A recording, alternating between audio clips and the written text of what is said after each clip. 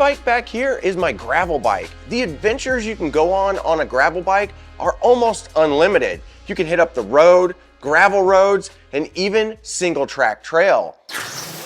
And this is also a gravel bike. This is the brand new CF Racer1 by Ride1Up. It's their very first full carbon bike, and I picked up the gravel version. Now, looking at this bike on paper, it looks to potentially be a super high-end bike at a very budget price. So since this bike looks like it could potentially be as good as some other high-end brands out there at a fraction of the price, I'm gonna take it out on some of my favorite gravel bike routes to see if this bike really does do as well as what it looks like it's gonna do on paper. So this is called the CF Racer1, but maybe it should have been called the CF Racer2. And that's because you can get this bike in 2 different styles, 2 different colors, and it also comes in 2 different sizes.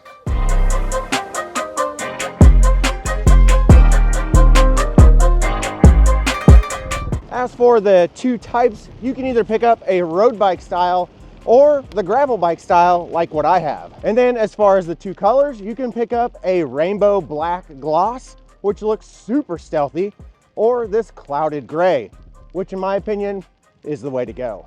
And then also the sizes. You can either get a 50 centimeter or a 56 centimeter.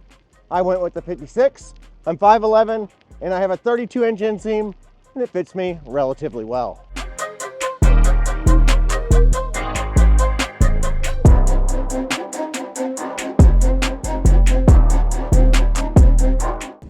Now, the other thing you may have noticed on this bike is it has a full SRAM setup on it, which is really awesome. It's something that I did not expect to see whenever they first announced this bike. It has a SRAM rival setup. That's not a low-end setup. So you're gonna be equipped with an 11-speed setup on the back, and that includes a SRAM rival rear derailleur that has a clutch built in. And if you've never ridden a gravel bike or a mountain bike that has a clutch built in, man, it makes your bike super quiet. The brifters up front are super comfortable. They have a really high hood on them, so you don't have to worry about your hands slipping off, which is really nice, especially when you're going down rough roads. And the double tap shifting does take a little bit to get used to, but it makes for a really clean setup with 1 lever to shift both directions. Coming through. Don't hate me. Yeah. This is insane. I've got it in relatively hard gear, but since it's applying so much pressure on 5, it's taking me up this. I can hear my buddies peeling out back there. This hill's well over 20%. It's massive. It is definitely gonna peak your heart rate. But for me, this is feeling pretty simple. Amazing what you can do with an e-bike. All right, so we are right at 10 miles in. I just dropped a battery bar and the bike is performing really well. We just hit the gravel probably about 1.5 miles ago, and there's definitely some rowdy and rough stuff in there, as you guys saw. But so far, the Ride1Up CF Racer1 is performing flawlessly. And there they are, the legends. Oh, yeah. Legends.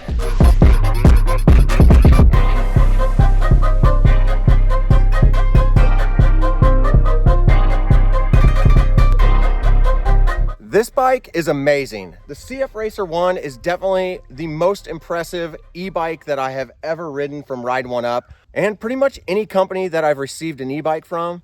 This one is a true flagship bike. So that ride that I just went on was right at 30.5 miles, and I've got to say this bike performed surprisingly well. Or should I say, it performed exactly like they predicted it would on paper. Whenever I finished that ride, the battery indicator was showing 1 battery bar out of 5 left. But now that I've got it back in my garage, whenever I powered it back on, it showed 2 battery bars, which I think is probably on the verge of dropping down to 1 bar. But overall, this bike performed exactly like Ride1Up said it would on paper. That's one thing that I find really nice about Ride1Up. Whenever you look at the chart that shows you their battery life estimates, they're really honest with you. Giving an estimate between 16 and 40 miles gives you a really good idea of what you might be able to do. And I nailed it with this one, getting right at 30 miles and having a whole battery bar left, I could probably hit that 40-mile range. Now on that particular ride, I spent about 70% in pedal assist 1 and about 10 to 15% in pedal assist 5. Now I did jump around in the middle there occasionally just to try out each pedal assist level. Now something that I really want to address with this bike, because I think a lot of people are going to be concerned with it.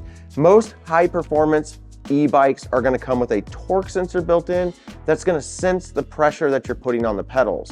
But with this cadence sensor, Ride1Up calls it a sensitive cadence sensor, and I fully believe that there is something truly different about this cadence sensor. I didn't feel once during the 2 big rides that I did on this that I was riding a bike with a cadence sensor. It truly feels like a torque sensor. And I don't know if it's just that it's tuned in perfectly with this rear hub motor or what, but even on pedal assist 1, it felt like I had to apply pressure to the pedals before this thing would actually kick in. And then whenever I was on pedal assist 5, climbing those hills, it really felt like I had to put some effort in to at least get a response back from the bike. It wasn't just me ghost pedaling and getting up the hill. I think Ride1Up was right with this. They chose the cadence sensor because they felt like it was the right combination with this particular rear hub motor. And honestly, I think they nailed it. Now let's talk a little bit more specifics on this bike's motor. This is a 250 watt, 36 volt motor that is rear hub based. Now this is a geared motor system, and it has a 7 amp hour battery built into this down tube along with a 15 amp controller. And you might be thinking to yourself, 7 amp hour battery on a 36 volt system isn't gonna really take you very far. But when you're talking a super light bike, right around 27 to 28 pounds, you definitely don't need a giant battery to take you that distance. However, Ride1Up does offer an extended battery. Now this bike is rated as a class 3 e-bike. However, it doesn't contain a throttle, but it will go upwards of 28 miles an hour. Now as for the drivetrain, I did mention that this has a SRAM rival setup with a clutch rear derailleur, which is crucial if you're going to be getting the gravel bike version. Not having this chain slap around on this chainstay right here while you're going down some rough roads really does make it nice, because it's a super quiet ride no matter what conditions you're in. Now this does have an 11 to 42 tooth cassette, and it's an 11-speed setup. So you're gonna have plenty of range to jump around through and never have to worry about ghost pedaling like you do with some other e-bikes. Now this does come with some really nice SRAM rival hydraulic disc brakes that are both 160 millimeters front and back. And let me tell you, these things can stop super fast. E-bike.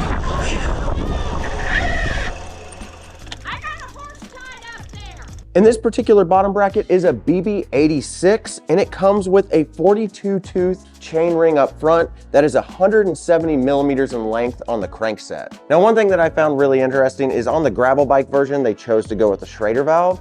It looks like on the road bike version that it comes with a Presta valve setup. The valves don't matter that much to me. It's the hole that's drilled into the rim. The Schrader is gonna have a bigger hole in the rim than a Presta valve. So if you're gonna pick up a spare tube, you're definitely gonna wanna pick up a Schrader valve, which may be a little bit harder to find in the 700C rim size. Now overall, as far as stability on this bike, I felt amazingly stable on it. I'm used to riding a gravel bike that's a little bit more aggressive in its geometry, and I've gotta say, this setup did not feel unstable one bit. And sometimes inexpensive carbon bikes can kind of feel really flexible and not super stiff, but also not forgiving. However, this bike felt really premium. The handlebars didn't flex at all on me, but they absorbed vibration so my hands didn't get tired on the ride. The front fork didn't feel harsh at all, and the rear triangle felt like it was forgiving enough, but also stiff enough for whenever I put down the power, it didn't have any flex to it.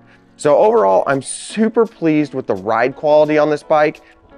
Actually, I'm really surprised by the ride quality on this bike. Some of the other carbon bikes that I've ridden in the past have just felt super harsh, but this bike felt so buttery smooth. Now, the only thing that I wish was a little bit different is I wish that the rims were a little bit wider internally. Having a 17.5 millimeter internal width on the gravel version does make these 40C tires seem really small. but they come out right about 38 to 39 millimeters when measured by a caliper. I wish that the rims were more of a 22 to 25 millimeter internal width. That would make the tire balloon up just a little bit more, giving you a little bit more area to roll around on whenever you're hitting corners or going through some rough sections. Now, in order to change pedal assist levels on this bike, Ride1Up has incorporated two buttons, one on the left to go down in pedal assist, one on the right to go up in pedal assist. You'll be able to go all the way from a 0 pedal assist level, which gives you 0 assistance, from 1, which gives you a little bit of power, all the way up to 5, which gives you maximum power of this motor. And lastly, Ride1Up included a carbon seat post. This is super rare for any bike, let alone a budget-friendly e-bike, but they also included a really comfortable, sporty looking saddle. And after a few rides on this, I can definitely say this is one of my favorite seats that I've received on any of the e-bikes I've reviewed. So as for what I would call the first high performance bike that Ride1Up has made, they pretty much nailed it.